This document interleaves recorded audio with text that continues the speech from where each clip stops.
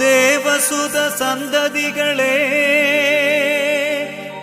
വിശുദ്ധരെ,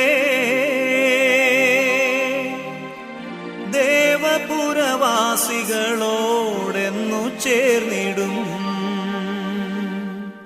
ശോഭനപുരമതിൽ രാജനോടുകൂടെ നാം, ശോഭനപുരമതിൽ രാജനോടുകൂടെ നാം മോദാൽ വസിപ്പാൻ പോകാം നമുക്ക്, മോദാൽ വസിപ്പാൻ പോകാം നമുക്ക്.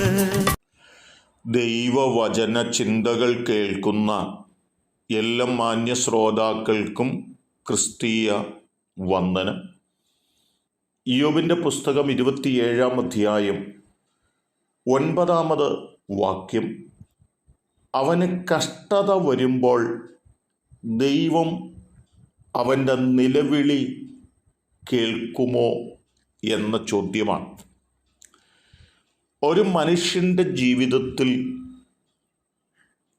കഷ്ടതയുടെ നടുവിലൂടെ കടന്നു പോകുമ്പോൾ അവ സൃഷ്ടിതാവായ ദൈവത്തിങ്കിലേക്ക് കണ്ണുകൾ ഉയർത്തി നോക്കുന്നു എന്നതാണ്. ആ സന്ദർഭങ്ങളിൽ ദൈവം അവരുടെ നിലവിളി കേൾക്കുകയും അവരുടെ നിലവിളികൾക്ക് മറുപടി നൽകുകയും ചെയ്യും എന്നു തന്നെയാണ് ദൈവത്തിൻ്റെ വചനം നമ്മെ ഓർപ്പിക്കുന്നത്. ദൈവത്തിൻ്റെ മുൻപിൽ നിലവിളിക്കുന്നവൻ ഏത് ജാതിയിൽ, ഏതു മതത്തിൽ, ഏത് നിറത്തിൽ ഉള്ളവനാണെന്ന് നോക്കുന്ന ഒരു ദൈവമല്ല അത്യുന്നതനായ ദൈവം.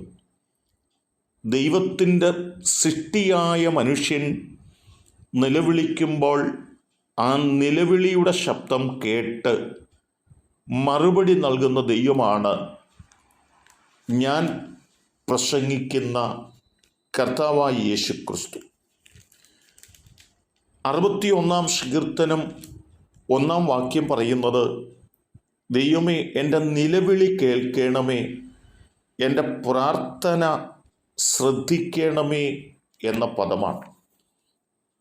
ആ വാക്കുകൾ കേൾക്കുന്ന ഒരു ദൈവമുണ്ടെന്നാണ് യെശയ്യാവ് 38-ന്റെ 1 മുതലുള്ള വാക്യങ്ങൾ ബോധ്യപ്പെടുത്തുന്നത്.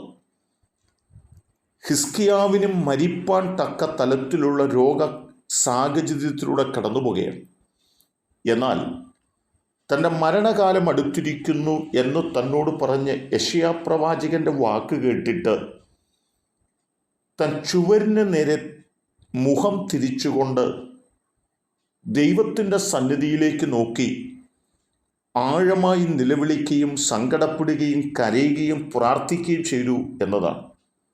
ഹിസ്കിയാവിൻ്റെ നിലവിളി ദൈവം കേട്ടു, തൻ്റെ ആയുസ്സ് നീട്ടിക്കൊടുത്തു. താൻ സന്തോഷത്തോടുകൂടി പിൽക്കാലങ്ങളിൽ തൻ്റെ ദൗത്യങ്ങൾ ചെയ്തെടുത്തു എന്ന് കാണുന്നുണ്ട്.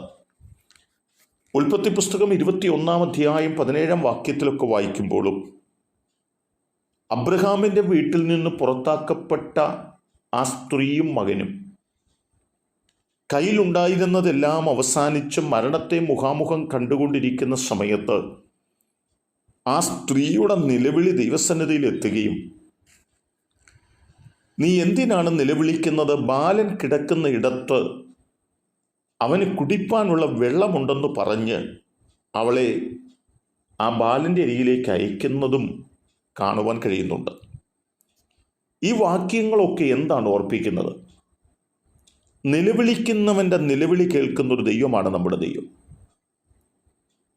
രോഗത്തിൻ്റെ കെടുതിയിലൂടെ മരണത്തെ മുഖാമുഖം കാണുമ്പോൾ ദൈവത്തോട് നിലവിളിച്ച ഹിസ്കിയാവിൻ്റെ നിലവിളി ദൈവം കേട്ടവന് ആയുസ് നീട്ടിക്കൊടുത്തു. ജീവനത്തിന് കുടിപ്പാൻ വെള്ളവും ഭക്ഷിപ്പാൻ ആഹാരവുമില്ലാതെ നിലവിളിക്കുന്ന ഹാഗാറിൻ്റെ നിലവിളിയുടെ മുൻപിൽ അവിടെ നിലവിളിയുടെ ശബ്ദം ദൈവം കേട്ട് അവൾക്ക് വേണ്ടി ദൈവം നന്മ നൽകിക്കൊടുത്തു എങ്കിൽ, എന്നെ കേൾക്കുന്ന പ്രിയപ്പെട്ടവരെ, ജീവിതത്തിൻ്റെ ഏതെങ്കിലുമൊക്കെ തലങ്ങളിൽ ഘട്ടങ്ങളിൽ നിലവിളിക്കുന്ന നിങ്ങളുടെ നിലവിളിയുടെ ശബ്ദം കേൾക്കുന്ന ഒരു ദൈവമാണ് കർത്താവായ യേശു മിശിഹ. ആ യേശു ക്രിസ്തുവിനോട് ആഴമായി നിലവിളിക്കൂ. നിലവിളിയുടെ ശബ്ദം കേട്ട് മറുപടി നൽകുന്ന ദൈവത്തിൽ പ്രത്യാശ വെച്ച് കാത്തിരിക്കൂ. ആ നിലകളിൽ ദൈവിക വിടുതലുകൾ അനുഭവിക്കൂ. കർത്താവ് നിങ്ങളെ സഹായിക്കട്ടെ. കരുണയുള്ള ദൈവമേ, നല്ല കർത്താവേ, കണ്ണുണ്ടെങ്കിലും കാണാത്ത, കാലുണ്ടെങ്കിലും നടക്കാത്ത, കൈയുണ്ടെങ്കിലും സ്പർശിക്കാത്തൊരു ദൈവമല്ല ഞങ്ങളുടെ ദൈവം. ജീവനുള്ള ദൈവമാണ്. തങ്കൽ ആശ്രയിച്ച് തന്നോട് നിലവിളിക്കുന്ന ഭക്തന്മാർക്ക് വേണ്ടി, മക്കൾക്ക് വേണ്ടി പ്രവർത്തിക്കുന്ന ദൈവമാണ്. അങ്ങയുടെ വലിയ കരുണ ഞങ്ങളുടെ മേൽ പകരുന്നതോർത്ത് നന്ദി പറയുന്നു. അങ്ങ് ഞങ്ങളെ സഹായിക്കണം. യേശു കർത്താവിൻ നാമത്തിൽ തന്നെ. ആമേൻ.